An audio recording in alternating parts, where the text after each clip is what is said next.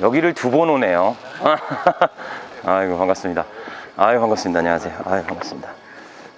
여기 올라오다가 죽을 뻔했거든요. 더워서. 근데 여기 지금 거주하시는 임차인분들은 다 거주하고 계세요? 아니면 이사 나가신 분들이 많은가요? 3분의 1 이상은 지금 나가 있어요. 3분의 1 정도? 네, 나가 있어요. 기간이 좀 오래됐기 때문에 버티고 나가신 분들이 좀 계십니다. 대반이구나.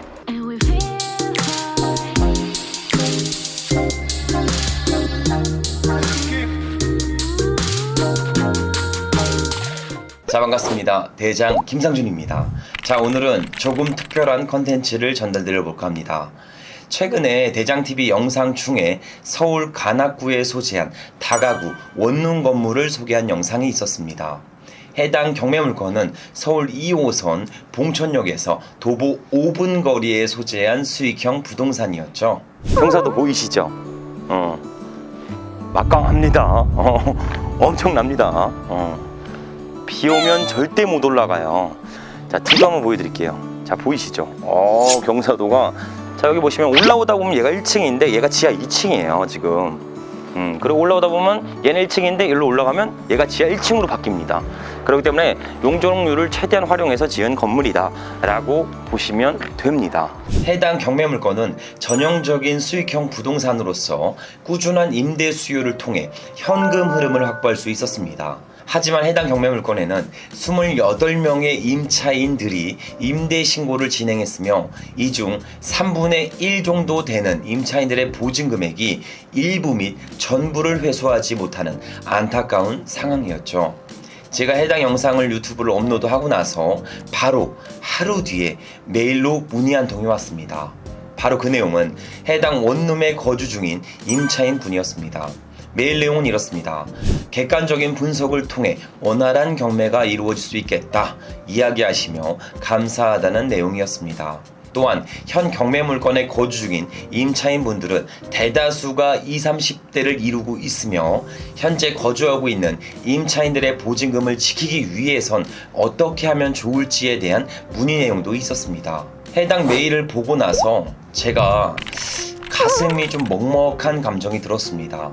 이제 막 사회에 나오신 분들이 시작부터 막대한 손실과 빚을 지고 시작을 해야 되나? 왜 이런 극단적인 상황을 미처 막지를 못했을까? 이러면서 제가 오히려 미안한 마음이 들었습니다. 그래서 이건 안 되겠다 싶어 제가 직접 현 임차인분들과 대면을 통해 최적의 출구 전략을 구성하여 최대한 보증금을 지킬 수 있도록 도움을 드릴 예정입니다. 오늘 영상을 통해 경매 투자인들과 일반 임대 수요를 고민하신 모든 분들에게 경종을 울릴 수 있는 영상이 되었으면 좋겠습니다. 자, 그럼 지금 바로 억울한 임차인 분들의 피같은 보증금을 지킬 수 있도록 대면을 통해 가장 합리적인 출구 전략을 전달드려 보도록 하겠습니다. 자, 그럼 저와 함께 봉천동에 소재한 경매물건지로 다시 한번 출발해 보도록 하시죠. 자, 드디어 경매물건지에 도착했습니다. 자, 오늘은 방문이 두 번째예요. 봉천역 도보 5분 거리에 있는 다가구 원룸형 주택에 대해서 오늘이 방문이 두 번째입니다. 첫 번째는 조사 당시에 현장을 방문했고, 오늘 두 번째는 현 다가구 건물에 거주 중인 임차인들의 정확한 출구 전략을 전달드리기 위해서 방문드렸습니다. 그때 영상의 댓글들을 보면 이런 댓글들이 많이 있었어요. 대장님, 너무 더워 보입니다. 등에 땀이 너무 많이 나 있어요. 너무 더우신데 건강을 해치실까봐 너무 걱정된다. 그러니 다음 영상 때부터는 반팔 셔츠나 혹은 반바지를 입고 편하게 촬영해 주셔도 된다. 이런 댓글이 다소 있었습니다. 하지만 저는 반팔 셔츠가 없습니다. 다 긴팔이에요. 사지 않았기 때문에 집에 없습니다. 그래서 오늘도 긴팔 셔츠를 입고 온 점 양해를 부탁드리도록 하겠습니다. 제가 원래 와이셔츠를 입으면 잘 걷어 입지 않아요. 근데 오늘 우리 시청자분들이 하도 걱정하시니까 오늘은 와이셔츠를 좀 걷어 보겠습니다. 넥타이는 안 풀을게요. 오늘 임차인분들도 만나야 되니까 와이셔츠만 걷어 보도록 하겠습니다. 우리 영상에서 최초로 제가 와이셔츠를 걷습니다. 걷었습니다. 와이셔츠를 걷었습니다. 앞으로 부끄러우니까 하나씩 할게요. 다음엔 넥타이도 한번 풀어보고, 다음엔 여기 단추도 좀 풀어보고, 와이셔츠도 여기까지 한번 걷어보고, 열심히 노력하는 대장TV가 되도록 하겠습니다. 다시 한번 진심 어린 걱정과 응원의 메시지 감사드립니다. 앞으로 더욱 양질의 영상으로, 더욱 현장감 넘치는 영상으로 보답드릴 수 있게끔 대장TV 제가 더욱 열심히 노력하도록 하겠습니다.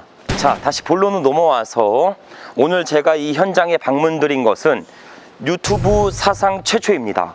현재 경매에 나온 물건에 있는 모든 임차인분들의 보증금을 구제하고 최선의 출구 전략을 전달드리기 위해서 제가 다시 한번 현장에 방문했습니다. 오늘 컨텐츠는 경매 물건을 소개해드린 영상이 아닌 이 현 경매 물건에 거주 중인 임차인들의 보증금을 최대한 지킬 수 있게 합리적인 방법을 말씀을 드릴 거며 최선의 출구 전략을 전달드릴 겁니다. 오늘 영상은 향후 경매 투자를 준비하는 경매 투자인들이나 혹은 임대차 구성을 준비 중인 일반 회원분들이나 다양한 분들의 귀감이 될 수 있는, 도움이 될 수 있는 영상이라고 생각합니다. 경매 투자자 입장에서는 현재 경매에 나온 거주하고 계신 임차인들의 마음을 일정 부분 알 수 있는 상황이고, 낙찰 이후의 공정들을 임차인들이 어떻게 생각하는지 전체적으로 확인할 수 있는 시간이 될 겁니다. 그 외에 경매 투자가 아니더라도 살면서 가장 큰 돈이 오고 가는 임대차 계약에서 가장 중요시 생각해야 되는 부분들, 내 피 같은 보증금을 지킬 수 있는 그런 꿀팁 같은 내용들을 같이 담아볼 예정이니까 오늘 끝까지 시청해 주셨으면 좋겠습니다. 자, 그럼 본격적으로 우리 경매물건에 방문해서 임차인들과 대면을 통해 최선의 출구 전략을 제시해 보도록 하겠습니다. 자, 방문해 보도록 하시죠. 여기를 두 번 오네요. 아이고, 반갑습니다. 아이고, 반갑습니다. 안녕하세요. 아이고, 반갑습니다. 여기 올라오다가 죽을 뻔했거든요. 더워서. 근데 여기 지금 거주하시는 임차인분들은 다 거주하고 계세요? 아니면 이사 나가신 분들이 많은가요? 3분의 1 이상은 지금 나가 있어요. 3분의 1 정도? 네, 나가 있어요. 기간이 좀 오래됐기 때문에 버티고 나가신 분들이 좀 계십니다. 대반이구나. 이 건물주분이랑은 연락이 아예 안 되세요? 나하고 하고 다른 데 투자를 한 것 같아요. 그래서 다 날린 것 같아요. 이런 것까지 파산해서 지금 아이고, 공부한 상태예요. 안타까운 경우네요. 지금 이제 현재 경매 최저가 1위 유찰돼서 16억이에요. 제 영상을 보시면 아시겠지만 이 주변에 우리보다 더 한 블록 위에 있는 매물들이 20억에서 23억 정도를 해요. 통상은. 그래서 현재 경매 최저가 16억 되면 안전마진 5억 정도는 확보가 됐어요. 그래서 투자인들이 많이 볼 거예요. 해당 경매 물건을. 많이 관심도 가져지고. 왜냐면 꾸준한 수요층이 분명히 존재하는 곳이니까. 근데 이제 단점이 한 4가지 정도가 있는 물건입니다. 솔직히 말씀드리면. 첫 번째는 봉청역 도보 10분 거리, 5분에서 10분 거리인데 이게 너무 고지대에 있기는 해요. 고지대에 있어서 임대차 수요층들이 만족도를 어느 정도 가지고 있냐가 중요한 거거든요. 그래서 제 댓글 보시면 야, 저기는 너무 높아서 돈 주고도 안 살겠다 막 이러시는 분들도 많고. 사실상 만족도는 어떠세요? 여기 살면서? 가까우니까요. 그리고 가까우니까 5분이면 뭐 거듭하고요. 그리고 저도 이제 저희 언니가 이제 근처에 또 집을 구하느라고 알아봤거든요. 최근에도. 근데 전세를 알아보면 솔직히 제가 세입자가 제가 이제 단지하니까 6,500에 들어와 있는데 반지하면 1층. 네, 현황상 저게 반지하는데 1층이라고 돼 있긴 하더라고요. 1층인데 솔직히 그 가격 지하를 찾아도 그 가격이 안 나와요. 상당히 저렴하긴 저렴해요. 저렴한 편이었다. 위치 대비 해가지고. 위치 대비해서. 왜냐면 옆에 있는 관악초등학교 쪽만 봐도 네. 오르막이 좀 덜 경사지긴데 길어요. 차라리 여기 거리가 짧고 굵으니까 그냥. 차라리 이게 이제 직장인 출퇴근할 때 오히려 많은 도움이 또 될 수도 있겠죠. 그럼 만족도는 그렇게 나쁜 편은 아니다 라고 하고 거주도 상관없다. 그리고 두 번째는 불법 건축물이 있어요. 해당 건물이. 불법 건축물은 지금 우리가 살고 있는 여기 있는 공간 외에 위에 뚜껑 씌운 거 하나 있거든요. 불법으로 4개 호실 정도가 확장돼 있어요. 네, 그런 부분이 있는데 사실상 이거는 중요하지가 않습니다. 저희는 이제 건축이나 디벨롭을 많이 하기 때문에 신축의 양성화되는 과정들은 크게 문제가 되지 않아요. 평당 100만 원 정도면 다 양성화됩니다. 그래서 이 해당 부동산에 있어서 대세에 있는 지장이 없어요. 그리고 이제 세 번째는 이게 문제인데 지금 댓글 보시면 아시겠지만 야, 명도할 때 칼부림 나겠다 뭐 이런 식의 댓글들이 있어요. 왜냐면 많이들 못 받아가시는 거를 어느 정도는 인지를 하니까 야 저거는 절대 못 받겠다 낙찰. 저거 어떻게 낙찰 받아? 저 명도를 어떻게 내가 진행을 해? 뭐 이런 식의 편견들이 지금 많이 있거든요. 그래서 지금 우리 해당 건물에 대해서 임차인들의 생각이 지금 어떤지 그 부분을 조금 알고 싶긴 합니다. 보러 갔을 때는 3분의 1은 이미 나간 상태고, 그리고 최우선 변제 금액이 지금 근저당 잡혔을 때 기준으로 이제 7천만 원 정도 잡혀있기 때문에 그 미만인 사람이 많고요. 8천만 원 이상인 사람이 몇 분 없어요. 그분들 같은 경우에도 이제 조율을 하시긴 해야 되겠지만 그냥 반 정도는 나간다고 생각하시면 될 거고, 이후에 부동산을 구소하거나 이렇게 할 계획을 잡고 있어요. 저희가 뭐 거주한다면 연장을 한다는 생각을 하고 있는 거지, 그런 분들은 최우선 변제 금액 받으면 솔직히 반 정도는 보존이 되기 때문에, 그래서 웬만하면 나가거나 연장 이 정도 하고, 일단 특히나 20대 30대이기 때문에 버티는 걸 잘 모릅니다. 나가고 한마디로 네. 누가 오던 배째라, 그냥 너네 다 받아 나가겠다 어떻게든, 이렇게 확고한 의지를 가지신 분들이 다 아니라는 거죠. 네. 사실상 근데 그렇게 한다고 해서 받는 것도 아니긴 해서, 맞아요. 그래서 어느 정도 인지를 하니까 낙찰되면 최우선 변제금에서 배당받고 빨리 낙찰이라도 좀 높게 돼서 많은 분들이 좀 배당받아갈 수 있게끔 하는 게 우리에겐 더 급선무다라고 하는 게 임차인들의 다 같은 마음이시라는 거죠. 지금 금액에서 낙찰이 된다면 반 이상은 나가니까요. 그러니까 문제의 여부는 거의 없다. 명도 조항은 없다. 근데 아까 말씀하신 것처럼 보면 그게 맞죠. 최대한 투자자분들이 지금 입찰을 좀 해줘서 최대한 한 분이라도 더 많은 돈을 받아가는 게 맞는 행위니까. 네 번째는 이게 장기간 경매가 진행되다 보니까, 그리고 채무자가 손 뗐잖아요. 네. 그러면 이 건물이 관리가 안 돼요, 원래는. 그러면서 막 누수, 결로, 그리고 임차인들이 화나면 연락도 안 되니까 막 집 훼손해놓고 막 나가시고 막 이런 경우들이 간혹 있거든요. 근데 이 건물은 제가 그때 임장했을 당시에 뭐 복도나 외관이나 이런 것들을 양호했어요, 상태가. 외관했고 그 한 분의 임차인도 만났는데 그런 건 난 전혀 못 들었다, 난 괜찮다 라고 하신 부분들이 있어서, 건물에 뭐 내부 하자가 있거나 뭐 입주민들끼리 이렇게 얘기했거나 뭐 그런 건 있으세요 혹시? 제일 중요한 게 누수죠. 이번에 장마가 있었잖아요, 그죠? 누수는 딱히 없고요. 뭐 그런 말이 있으면 저희가 세입자들이 단톡방이 다 있어요. 26명이 다 들어가 있어요. 관리비를 다 걷고 있고요. 그 관리비 총무는 누가 하세요? 저희 세입자 중에서 이제 대표를 정해가지고 돈이 안 되다 보니까 저희 자체적으로 관리를 하자를 해가지고 지금 청소 업체도 저희가 관리비에서 빠져나가고 있고, 인터넷 통신 이런 것도 그 비용으로 다 나가고 있고, 건물 관리는 계속 하고 있어요. 보일러 고장나면 관리비에서 차감하는 다 협의가 된 상황이라서. 그래서 채무자가 아니더라도 임차인들이 십시일반으로 다 관리하고 있기 때문에 치명적인 하자가 없는 건물이다. 그리고 살면서도 큰 하자 여부는 없었다. 그러면 한마디로 이 네 가지의 리스크, 첫 번째가 이제 입지에 대한 불안정한 임대 수요, 두 번째가 이제 불법권 중물에 대한 것들, 세 번째는 다수의 임차인들이 보증금을 못 받아가니까 명도 조항이 심각할 거다. 네 번째가 채무자가 방치한 부동산이기 때문에 심각한 하자 때문에 투자 리스크를 볼 거다. 이 네 가지가 거의 다 해결하고 극복할 수 있으니까 이번 영상만으로도 아마 이번 차시에는 무조건 입찰이 들어갈 거예요. 근데 고가 낙찰은 아니고 아마 최저가 순으로 될 거라고 보여집니다. 자, 그리고 배당 순서는 아마 진짜 잘 아실 거예요. 많이들 보셨으니까 아셨으면, 자, 이게 주택임대차보호법인데 통상 소액임차인 보증금 범위는 잘 알고 계셨어요. 그 범위를 그냥 내가 들어간 날짜 기준으로 아시는 분들이 있는데 그거 아닙니다.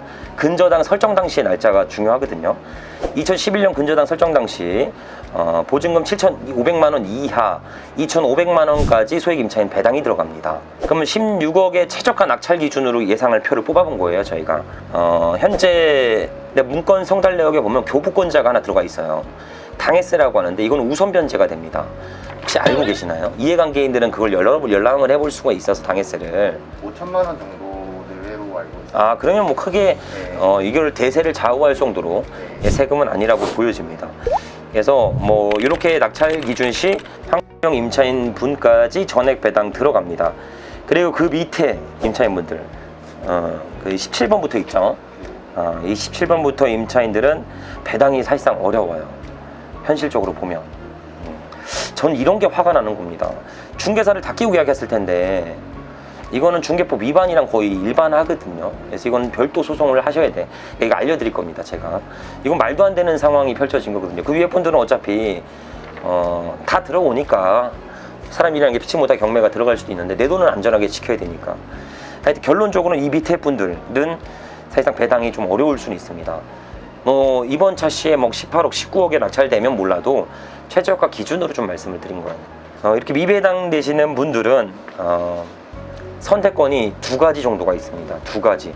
그중 첫 번째는 이제 보증금 반환 청구 소송을 먼저 진행을 하셔야 돼요. 그래서 확정문을 빨리 받아야 됩니다. 이게 굉장히 중요한 겁니다. 전자소송으로 하는 겁니다. 뭐 변호사 끼고 그런 게 아니라 그냥 인터넷에서 전자소송으로 해서 보증금 반환 청구 소송을 통해 확정문을 빨리 받으셔야 돼요. 이걸 받은 다음에 신용정보회사를 통해 채권 추심을 진행을 하셔야 돼요. 이 신용정보회사라고 어떤 회사냐면 개인 및 회사를 대신해서 채권을 받아주는 행위라는 겁니다. 그거를 같이 신용정보회사에도 바로 맡게 됩니다. 예를 들어 고려신용정보회사, 뭐 나이스정보통신 뭐 이런 회사가 될 수가 있어요.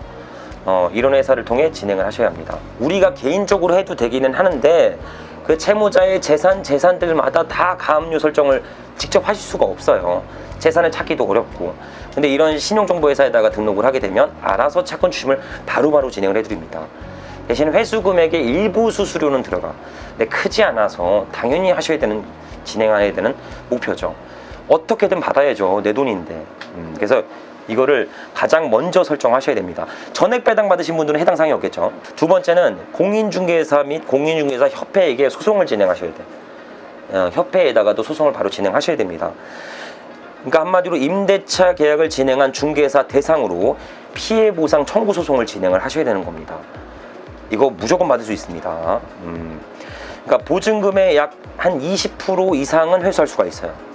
계약서상에 이제 한마디로 이 위험 여부를 기재해 놨어야 됩니다. 특히 밑에 계신 임차인분들 있잖아요. 이 부동산 중개 계약서를 할 때 한마디로 재수 없으면 못 받을 수 있습니다. 이거 써놔야 돼요. 경매 들어가면 못 받을 수 있습니다. 써놔야 됩니다. 안 써져 있다. 근데 막 구두상으로 얘기했다. 이거는 중개사분이 증명해야 돼요. 이 구두로 얘기한 거를 증명해 주셔야 합니다. 근데 증명할 수가 없죠.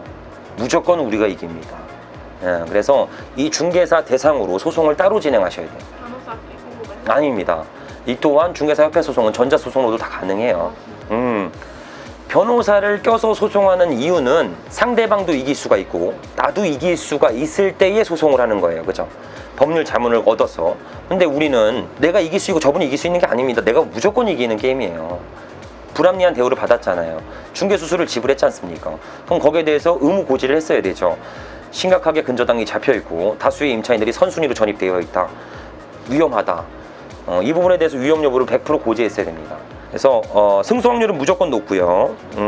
근데 만약에 여기서 또 문제가 되는 게 중개사분이 보증보험을 가입되지 않았다면 중개협회 쪽에서 못 받아요. 또 이게. 그러니까 우리가 두 가지를 같이 해야 되는 거죠. 첫 번째는 보증금 반환 청구 소송을 통해 확정문을 최대한 빨리 받고 신용정보회사에다가 채권 추심 빨리 들어가야 돼.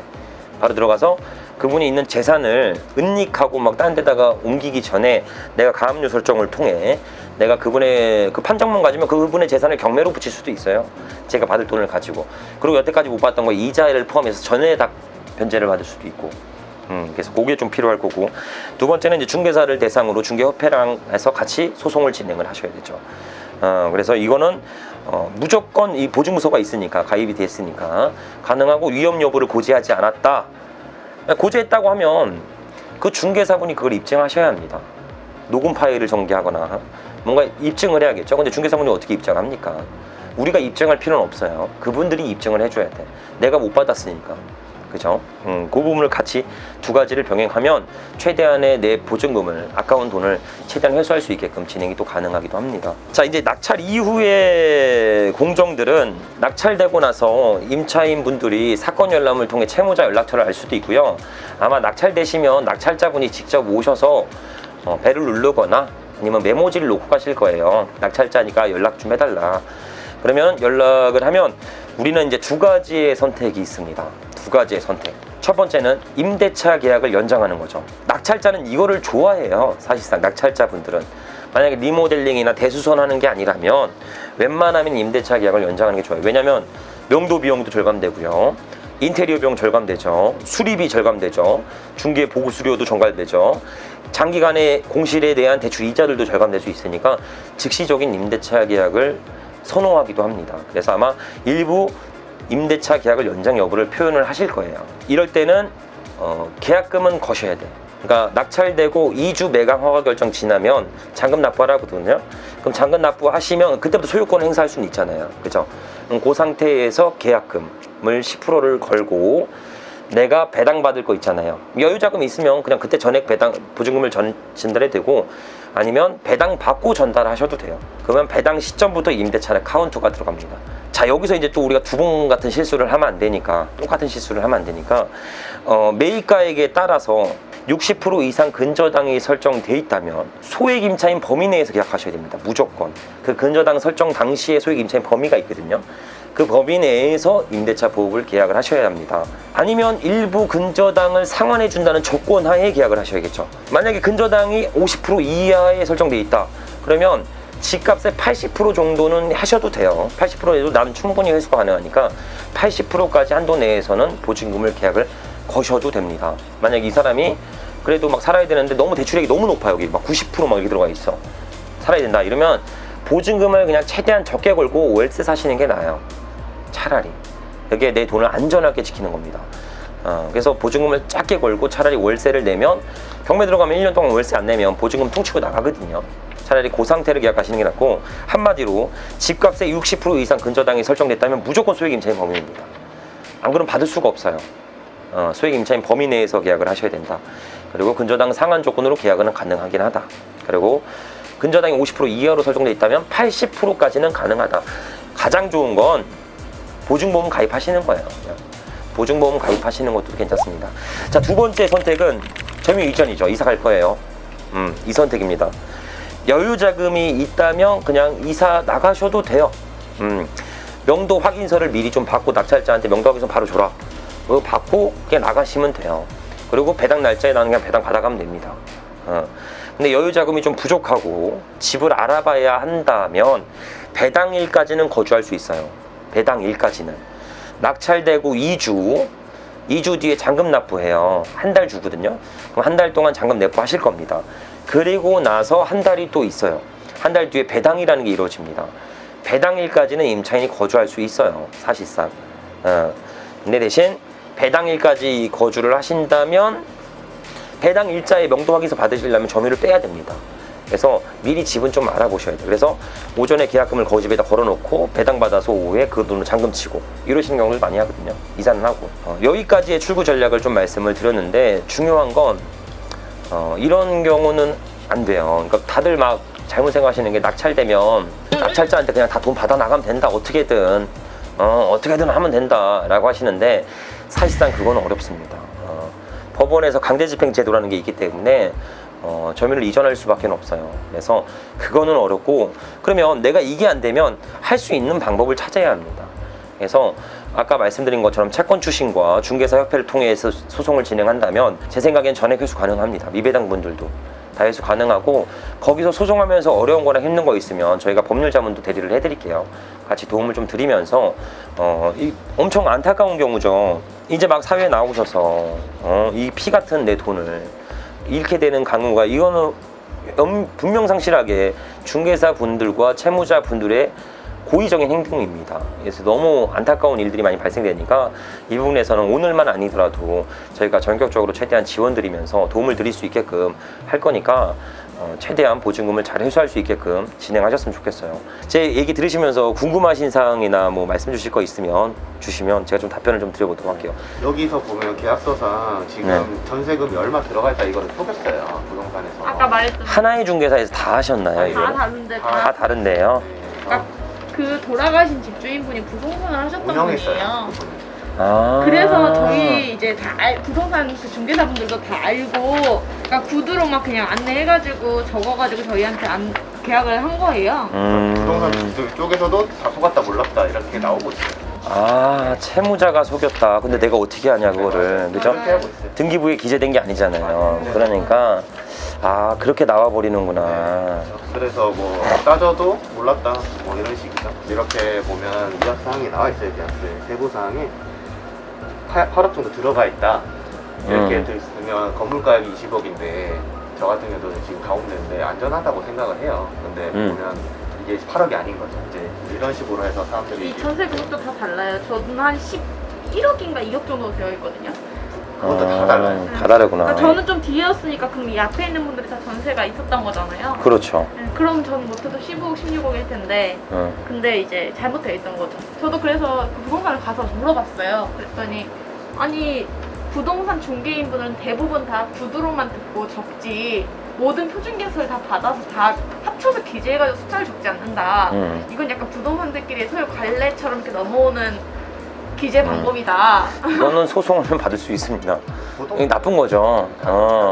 임대차 계약서를 기준으로 해당 임차인들의 보증금을 한가해서 봤어야 되는데 그게 아니었으니까 그러면은 구두로 하면 2억, 3억이든 다 맞출 수 있는 거라는 얘기잖아요. 그러면 잘못된 얘기죠. 그래서 이건 중개협회에다가 같이 소송을 얘기하시면 좀 좋을 것 같긴 합니다. 자, 오늘은 좀 특별한 컨텐츠였습니다. 제가 경매 영상을 소개하고 제 메일 주소로 임차인분들이 좀 도움을 달라고 연락이 오셨어요. 그래서 제가 직접 현장에 방문해서 경매 투자인의 입장이 아닌 현재 거주 중인 임차인들의 입장으로서 보증금을 회수할 수 있는 최소한의 요구 및 할 수 있는 행동에 대해서 출구 전략을 잡아드렸습니다. 오늘 영상만으로도 경매 투자인들은 낙찰, 명도, 인테리어, 배당 요구 절차 등에 따라서 많은 도움이 되셨을 거라고 생각합니다. 그 외 일반 임대차 계약도 내 돈을 안전하게 지킬 수 있는, 내 권리를 보장받아 계약할 수 있는 시간이 되셨을 거라고 생각드네요. 살면서 가장 큰 돈이 오고 가는 게 부동산 계약입니다. 월세 보증금, 전세 보증금, 매매 계약, 내 전 재산을 더불어 대출까지 받아서 계약을 합니다. 하지만 이런 큰 돈이 오고 가는 계약에서 등기부 등본을 한 번도 보는 방법을 우리는 배운 적이 없습니다. 초등학교, 중학교, 고등학교, 심지어 부모님한테도 배운 적이 없어요. 경매를 하시다 보면 알 수 있습니다. 경매 나온 임차인들이 일부 배당만 들어가거나 아니면 전액 배당을 못 받는 임차인분들도 계십니다.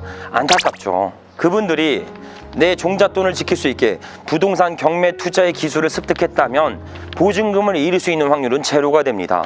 경매 투자는 내 돈을 버는 것도 중요하지만 내 돈을 안전하게 지키는데 필수적인 공방목이니까 경매 투자의 기술을 하루빨리 습득하셨으면 좋겠습니다. 제가 이런 안타까운 일들이 더 이상 발생되지 않도록 임차인분들, 채무자분들과 같이 상생하면서 동업하면서 같이 살아갈 수 있는 경매인이 될 수 있도록 노력해 보도록 하겠습니다. 오늘 영상을 통해 우리 경매 투자 및 임대차 관계에서 보다 현명하게 내 돈도 안전하게 지키면서 내 돈도 일할 수 있게 만드는 그런 계기가 되셨으면 좋겠습니다. 자, 오늘도 긴 영상 시청해주셔서 감사드리며 앞으로 보다 양질의 영상으로 보답드리도록 하겠습니다. 감사합니다.